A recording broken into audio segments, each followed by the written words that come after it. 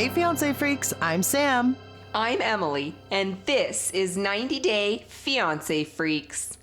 The Last Resort is just so great, Sammy, because the only thing better than watching our favorite couples succeed and have happy, beautiful marriages for life is watching their relationships fall apart. Crash and burn. I was going to say crash and burn, but it felt too mean.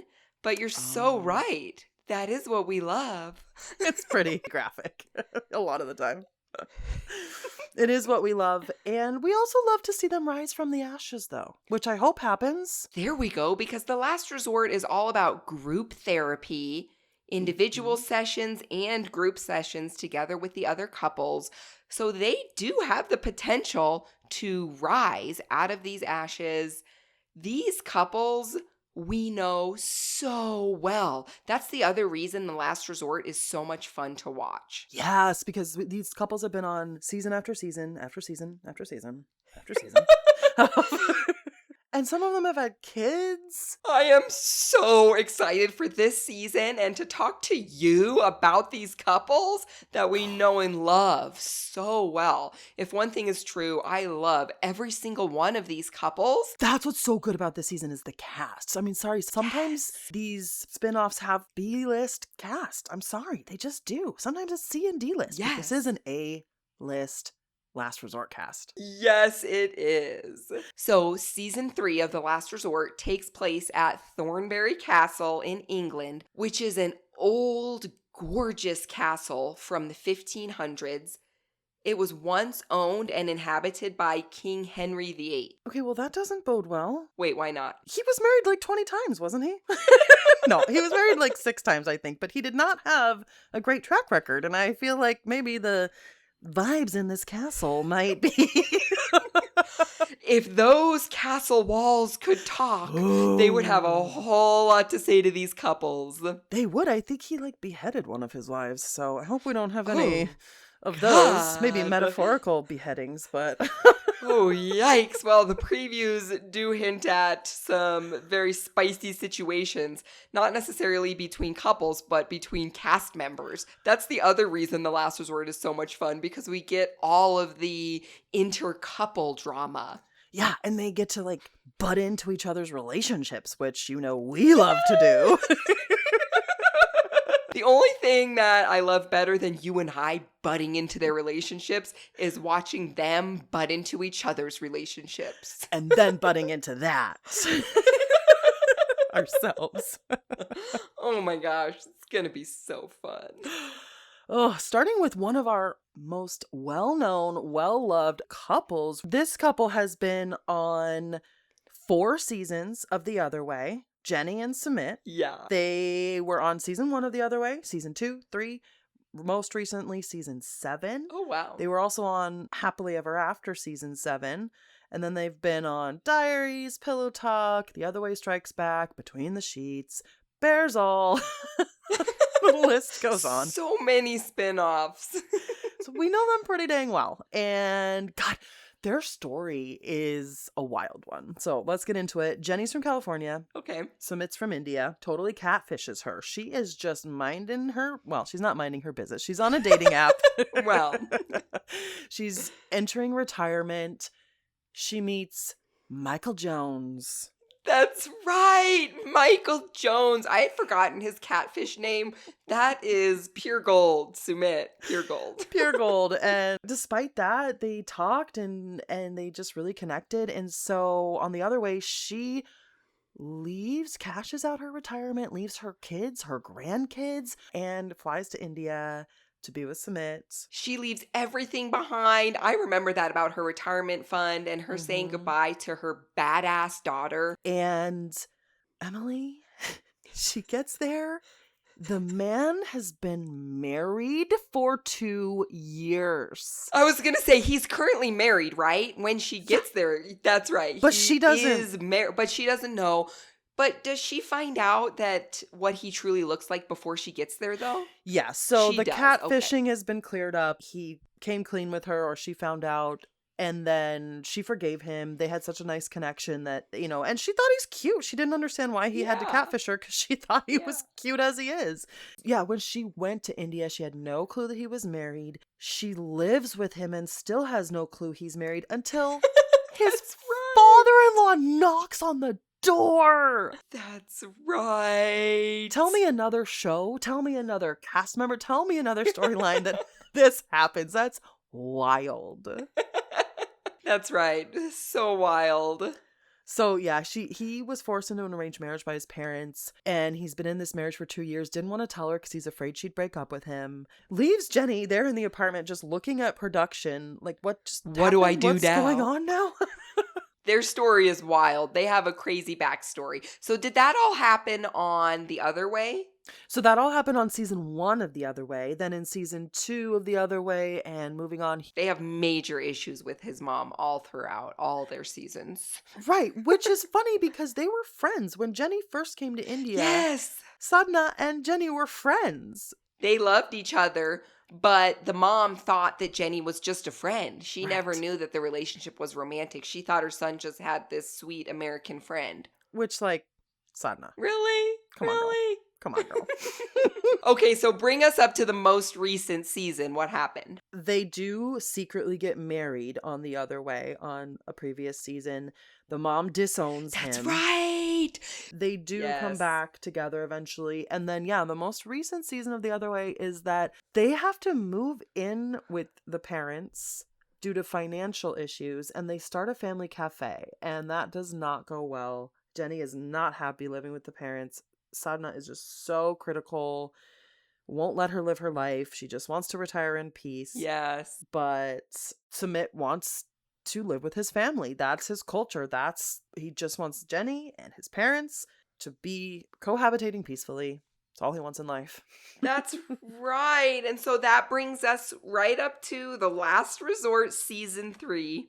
Yep. So they're going to be working on some communication issues, some intimacy issues, we hear. And then come to find out, most recently, Jenny's been diagnosed with ALS. Yes, I of course saw that all over social media, sending her so much love and support always. So much love and support. But you know who else is sending love and support? It seems to be Sumit and his family. Submit. Yeah. Right. So we have a strong inkling based on that their relationship status is still together. Yes, I definitely think so. You never know. This franchise surprises us. But if there were any couple of this 6 on this list that I am most certain are together, it's Jenny and Sumit. Right. They're going to bring an amazing vibe to the group as a whole in these group therapy sessions and all the group outings they have to do. I'm going to love their vibe. Another couple on this season are Sarper and Shekinah. Shekinah from LA, Sarper from Turkey. They have also been on multiple shows, multiple seasons. The Other Way, seasons 5 and 6. The original 90 Day, season 11. They've also appeared on 90 Day Diaries. Their relationship has always centered around themes of trust, sexual chemistry, and control. Some of the big moments that I remember from their story on The Other Way, Sarper's 2,500 women body count in his Oh. little black book. Yeah, that was something, wasn't it? Mhm. And then he burned it Oh, burn that black book. along Mhm. with his bottle collection as a show of his commitment to Shekinah. Okay, sure. I'm skeptical. So they had an amazing journey on The Other Way, with Shekinah, of course, going over to Turkey and meeting his family. And at the end of their time on The Other Way, they decided that in order for their relationship to last, Sarper would need to come over to the US. So that's how they ended up on 90 Day, because Shekinah's daughter lives in the US. So Right. she was never able to commit to moving to Turkey full time. So Sarper said, okay, I'll move there. Let's go for it. Right. So on 90 Day season 11, Sarper came over to the US, he came over to LA, and they had just almost immediate issues in their relationship. The big points that pop out to me from their story on 90 Day, season 11, when Sarper put a weight limit clause in their prenup. Talk about control issues. Now, was that real? Is that a real thing? Was that real? Okay, so it came up during a conversation with Shekinah's friends. They were out at the bar. I remember the scene. Oh, and Dan. Remember Dan, who had the castle? Oh, she dated Dan. She dated Dan, and now they're friends. Right. So at this dinner, Dan's there. Several other of Shekinah's amazing LA-looking friends are there. And this clause comes up. And Shekinah's reaction about it is almost entirely unfazed. Unfazed. Oh, she's unfazed. She's like, I'm never gonna be over 128 pounds anyway, so what does it matter?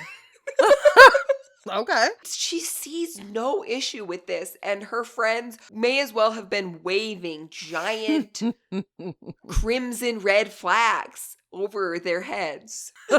Bullfighter flags. They are not all about this, but Shekinah doesn't see it. She doesn't care. She's totally fine with it. Honestly, I just think it was for shock value. I don't think that was... I mean, I think this happens. I do think there are very ugly prenups that have things like this in them, right? Right. Because wasn't he mad that she wanted a prenup to begin with? Wasn't that... It was kind of retaliatory somehow. Oh, so maybe it was more like he was getting back at her. Maybe. He was like, you can have this prenup, but I'm going to put a weight limit in it. Put a weight clause in there. Maybe. The reason I question that theory, Sammy, is because of the way that their relationship played out on The Other Way. Even when she was in Turkey, he's been controlling about her looks, controlling about her weight since the beginning of their relationship. This wasn't just something that came up in response to a prenup. No, it's definitely an underlying theme. Not even underlying. She likes it. She encourages it. They want to be each other's, like, Barbie and Ken or whatever the Turkish equivalent is. That's how they are, exactly, yeah. Yeah, they like sculpting each other's literal faces and bodies, right? Right. And Shekinah's very open about her plastic surgery and the journeys that she's gone through with plastic surgery, which is something I really respect about her. Oh, that's the only way to go. Like, you can't be getting procedures done and pretending you're not. How dare you? How dare you? Like, at least be open about it. We could literally see it. Which she is, and I love that. So I just think, honestly, it's like we always say, like, if everyone is consenting and completely aware, what's the problem? Like, if they both want to put these physical limits on each other and they are both okay with it, who am I to say shit? I don't know. I don't know, dude. I'm here. I'm saying shit. It's weird. I don't know. Yeah, and I'm not sure what shit I have to say, but it definitely makes me uncomfortable. And you know that with them, it's all about the sex. It's like a dom sub situation. They have hinted at that as well. But which one? Oh. Which is the dom and which is the sub? Right. So we'll get to that. We will definitely get to that when I get to... Okay, so maybe we'll just lead right into that because their relationship status, I am almost certain they are separated. Based on what I've seen on both of their social medias. And Sarper gives the reason that it's because Shekinah was too controlling of him. Oh, yeah. But, well, that was clear, but in the bedroom. Who was... Right, so this is what I mean. And I do question, is Shekinah really the controlling one? I always saw Sarper as the dominant one, and obviously in the bedroom, Sarper is the dom. You think? I can kind of see Shekinah with like a whip and like him with like assless chaps. I think we have seen him with assless chaps. We've seen. Like, We've definitely seen. But that is their whole vibe. And I have never once questioned that they have the hottest sex of any of these couples. They fucking better. How dare they if they don't? Like, if they have sloppy, icky sex, I will be upset with them. No, oh my God. Don't even sully their names. Don't sully the names by suggesting that. So I think that they're not together anymore, but it's not because of Sarper's posts. It's more because of Shekinah has been very public recently in Instagram Q&As. She has flat out said Sarper and I are not together, and it's because of his comedy career. She Mm-hmm. straight up said Sarper is married to his comedy. She's been really open about her recent move to Miami to get away from Sarper and also Mm-hmm. to be closer to her daughter, who is Love moving to that. Miami for college. And she even outright said that this is the last 90-day show she's going to be on. I hope we see more of her. I enjoy her. I think she is a firecracker. And her backstory was always fascinating. oh, She grew up in some cabin in the backwoods, homeschooled with like Yeah. 4 other sisters in like Montana. Yeah. And we got to meet them in one of the seasons. And they are all, Loved them. excuse me, gorgeous. Oh my gosh. And they all have various Yeah. versions of hot men, but Yes. hot in different ways. They're so interesting. They need their own spinoff. They need their own spinoff. So anyway, I'm almost certain they're separated. Bummer. But that does not make their appearance on The Last Resort any less juicy, spicy. Ugh. It almost makes it better because I want to see how they got there. Yeah, why couldn't they save it? What happened? Right. I am so bummed about Karen Guillermo, Emily. You know this. You know this. I really liked them. And I just. You did. I You did. did. I do. I do. They always seemed so genuine to me. So they met in DR, and he's from Venezuela. She's from Virginia. They just, they're one of those couples where you could tell they were in love. You could tell it was a real relationship from the get-go, puppy love almost, Yeah. right? They were Yes, young they and were eager. cute. They were Yeah, young. they were cute. So cute. So we first saw them on 90 Day Season 9, and then again on Happily Ever After Season 9. They've also been Okay. on Diaries, bunch of pillow talks, Between the Sheets, and some big things about their story that linger. Talking about controlling with Shekinah and Sarper, Kara was always seen as super controlling. So she That's always was right. correcting his English, and, well, people would say not in a supportive way, just interrupting him. Almost emasculating. Yep. I remember that word being exactly. used during their story in reactions Yes. to them as a couple. Yes. Another control issue they had too was the laptop. Do you remember the laptop fight they had? Oh, that's right. A laptop versus a toothbrush. Yes, exactly. He wanted to buy a laptop and she said, look, let's buy you a toothbrush first. Yeah, she's right. I'm sorry. I have feelings. So I'm getting the feeling that you maybe were more agreeing with Kara in their situation, in that she was supporting him financially. She was just helping him become financially literate. And then she wasn't emasculating him. She was just helping her loved one grow. $6,000 laptop he wanted. Listen, that's an expensive laptop. Yeah. I've never spent that much on a laptop, and so that's a big ask, number one. Yeah. He did want it for his career. I appreciate the ambition. I seem to remember something about gaming, though. Maybe I made that Gaming, up. But definitely. just saying, there's probably some gaming going on. But so he wanted the laptop, and she told him, we don't have money for that. You just got here. We need to be saving for our wedding. We need to be paying our bills. Why don't you get a toothbrush first? Yeah. Now listen, that might have been an overcorrection, okay? She Yeah. might have gone too far the other way. That was insulting. That was emasculating, right? However, her point remains that you just got here. We're figuring out this life together. It's a single income household for the next 6 months. We need to be careful. We need to be prudent. So they did end up getting married, pregnant at the tell-all. Yeah. Oh, yeah. Yeah. But then postpartum, she started a music career. She's a bachata artist, and she was out partying all night. And then that really broke them because he was not understanding why she needed to be out partying till 4 a.m. And she didn't Yeah. understand why he wasn't supporting her new career and her passion. Right. And so do you think that's what brings us to the last resort for them? Well, we knew before the last resort they've been separated. They co-parent their Yeah. kiddo.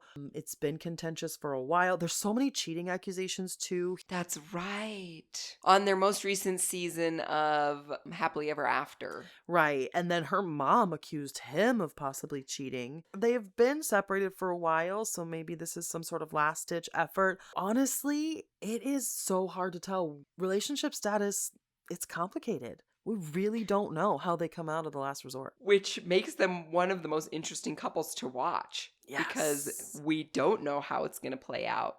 I do have an inkling they are separated. I'm just going to put that out there. That's my inkling too, but I don't have enough strong evidence. I don't have the receipts We to don't have the say that. receipts. So Mm-mm. that's why officially it's complicated. Russ and Paola are the most OG couple on this season.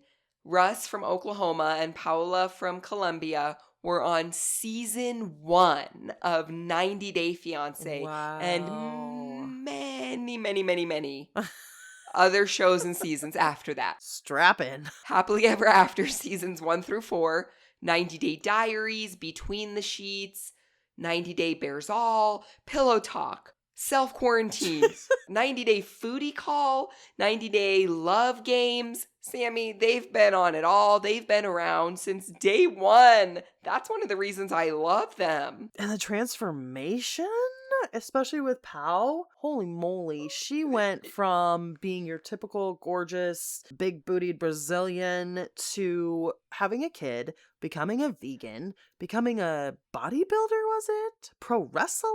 Becoming a buff, ripped pro wrestler. Yeah. Okay, so their relationship always centered around themes of culture shock, finances, and clashing moral values, especially surrounding Pau's modeling career. On their original appearance on 90 Days Season 1, Pau experienced extreme culture shock moving to Oklahoma and being thrust into Russ's conservative circle, including his family, and having those values placed upon her and the way she looked, the outfits she wore. I remember scenes of her in Russ's parents' house coming down for breakfast. Yeah. In her little booty shorts. And Russ is like, can you put a robe on? And she's like, why? Why would I do that? She's just a fiery Latina thrown into Oklahoma, which is a reason why I loved their story, that culture shock. Oh, that's classic 90 Day. Again, season 1. Why we fell in love. So she remained that spicy Latina all through that season. Russ had major financial issues because he lost his job during that season. That's right. So Pau was forced to become the primary breadwinner, which she didn't want to do. And so she leaned into her modeling career, and Russ pushed back majorly. She went to Miami and debuted her modeling career, modeling topless, when she had promised Russ she wouldn't. I mean, who saw that coming? All of us. Of course she's going to be And topless. who was glad to see it? Yeah, Pau. Yeah, you Pau. do you. Pow, pow. Right. Russ can get over that. Or get under that. Right? There we go. And you know he is. So then later on 4 seasons of Happily Ever After, so much more of their story unfolded. She moved to Miami without Russ to continue that career. He stayed behind in Oklahoma. They had all these super sad shots of Russ alone in the empty house in Oklahoma. Wah, wah. He eventually does make it to Miami. He moves there too. They suffer a miscarriage, and that causes tensions in their relationship. Pau doesn't feel supported by him in that experience. Pau doesn't feel that Russ is empathetic enough of her and what she goes through during her miscarriage. But they get through that and eventually have a beautiful son named Axel. Yes, that's right. So Russ and Pau have actually been married for 12 years. And their appearance on Last Resort is a result of relationship trials in just the last 2 years of their relationship. So recently, Pau's professional wrestling career prompted her to move to Las Vegas, and she specifically did not want Russ and Axel moving with her. What? Why not? Why not? That seems like something there. I hope we're going to find out. What ended up happening is she did move to Las Vegas alone with Axel. So I hope we hear more of this story on The Last Resort. They better unpack that. For Russ and Pau, their relationship status, it's complicated. They have both shared publicly about the trials of their relationship, but neither have publicly stated whether they're together or not in the same way that, say, Shekinah has. Sure, or Jenny and Sumit. Yeah. I have a feeling they are together. I have seen some videos on social media, but it could be all for the show of it. You never know. I lean that way too. Another little catfish situation in Rebecca and Zied. Do you remember the filters? Oh my gosh! This was Rebecca this time with the Yeah. catfishing. Yep, Rebecca, the catfish filters. But Zied didn't seem to mind because he had a t-shirt with her filtered face printed on it. But he didn't know. I mean, he knew there was a filter, but he didn't know what her real face looked like yet. Was he wearing that at the airport To pickup? the airport. He wore it to Yeah. pick her up at the airport. So he didn't know, what she actually looked like. Right. Like one of the classic airport pickups. Zied in his Rebecca filtered t-shirt.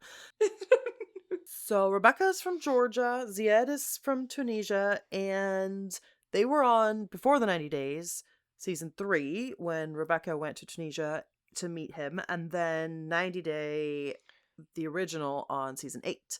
They've since been on quite a few seasons of 90 Day Diaries, and then What Now, Pillow Talk, Between the Sheets, and Bears All. Nice. So we've seen quite a bit of them. And then they had some issues with modesty. She wanted to dress certain ways while she was visiting him in Tunisia, and he advised her no, that she shouldn't be dressing like that. That's right. So some control stuff possibly, although, he's also just looking out for her and being protective of, what he knows will happen in his culture. Right. Turns out she's still married Yeah. to a Moroccan Yeah. who she also brought to the United States on a green card. But as soon as he got his green card, he started acting funny, and they are not together, but they're still married. They're not quite divorced yet. Zied loses his shit about it because another Daniel situation. It's not acceptable in his culture to be with a married woman, but he gets over it. He does come to the States. They have to live with her daughter for a while. That's like an issue. Her daughter and her daughter's fiance, who is right. very skeptical of Zied. They also have some money stuff in their relationship. He wants a PlayStation and a TV to play it on. Because he's home alone all day, like 12 hours a day, because she works in food and beverage. She's a restaurant manager, so she has super long hours. So he wants something to do. Yeah, I can relate to that, of course. I can understand that. Yeah. Of course. But again, I can also relate to her working her ass off 12 hours a day, and now she's got to buy this guy a $500 PS system and $1,000 TV, and I mean, you're just in your head being like, okay, well, that's 4 more hours I have to stay at work tonight, and then another shift I have to cover this weekend. And I can really see both sides. But he eventually wants to go back to Tunisia. They have a cheating scare. Turns out that I guess it's fine. It was just a scare. Okay. Like a pregnancy scare. It's a cheating scare. Okay. The piss test came out negative for the cheating scandal. Can we make a piss test for a cheating scandal? Oh, wow. $1 million idea. We would be set for life if we could invent that. Oh my God. So they don't end up staying in Tunisia. They are back in the States. Relationship status currently, they do seem to be together. They did just post about their 6th anniversary, wishing each other a happy anniversary.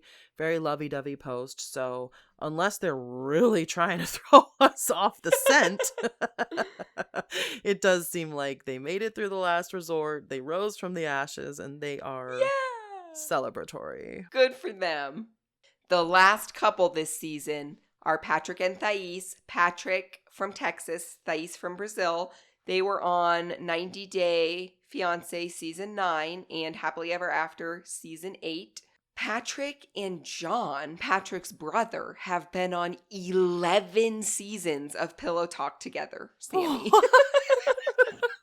That guy is a hoot. That guy's a hoot, and if that doesn't tell you something about one of the major stumbling blocks in Patrick and Thais' relationship. Yeah, what could be an issue in their relationship? John. John is the issue. John. They've been on Between the Sheets. They've been on 90 Day Diaries. Okay, so their time on 90 Day Season 9 centered around themes of family tensions from both sides, trust, and finances. So like we said, Patrick's brother John caused a lot of conflict in their lives just by being too involved. He lived with them when Thais first got there. He was partying. He was drinking beer in the morning. Oh, yeah. He had that really memorable moment where he said Thais needed to go back to Brazil at that drunk party. Yeah, he didn't come off the best, but somehow also like just a goof, right? Like just kind of like He was not a great force in their relationship at all, but somehow he came across as likable overall. Yeah, he wasn't a complete villain. Yeah, exactly. There was something wrong there, but you're like, he's harmless. He's harmless, but is he? No, he really was not. They had a lot of family stuff though, right? Because his dad also was involved in their relationship at one point about an apartment in Brazil. Oh, Patrick's dad. Yeah. You're right. Both dads were heavily involved. You're so right. Patrick's dad is Brazilian, and he was living in Brazil at the time that they were on season 9. And they had all sorts of complications surrounding that apartment that Patrick owned and paid for. But his dad lived there. But then his dad also had a place in the country. Remember? Yeah, right. Where they had the birthday party. And wanted to charge them. Mm-hmm. Yeah. Yes. So there were issues with Patrick's dad, but do you remember the issues with Thais's dad as well? So he played like the very intimidating father part very well. But yeah, he became friends with John. When they went on Happily Ever After. John totally hijacked the trip. And then Carlos, Thais's dad, was very hard on Patrick. Right. And then he would turn around and be super nice and welcoming and friendly and hilarious and kind of drinking buddy-ish with John. All throughout that season, there would be a shot of Patrick and Carlos having an intense conversation. Right. And then the very next shot would be Carlos and John like chuckling, having a cheersing, beer, drinking beer. That's true.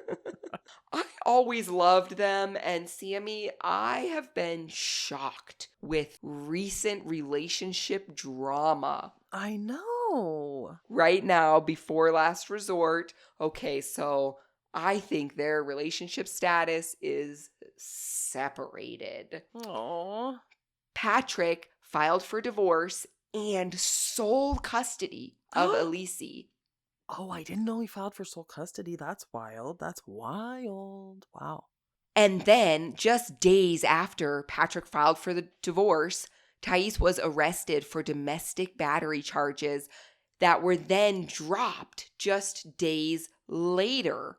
That's interesting. What happened there? And there has already been major drama online between cast members and Thais. Ooh. So after all of this came out with Thais's domestic battery charges, Shekinah came out speaking against Thais. She said deport her. Honestly, sorry, none of your fucking business.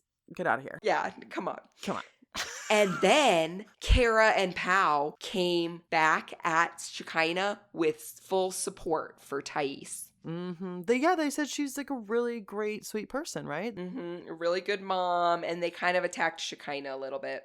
Yeah, I just love the drama between the cast. Oh my gosh. And then there was more back and forth. Shekinah responded back, saying if you would have actually taken the time to get to know me during filming.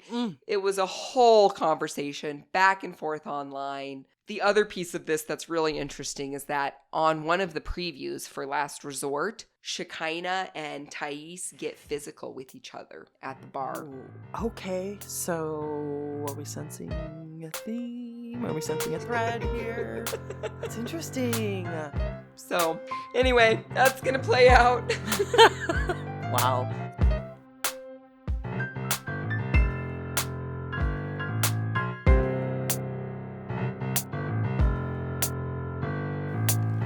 That's it, Fiancé Freaks. If you liked this episode, be sure to match our freak by subscribing, leaving a review, and following 90 Day Fiancé Freaks on social media for more. Thanks for listening. We'll see you next time. Bye.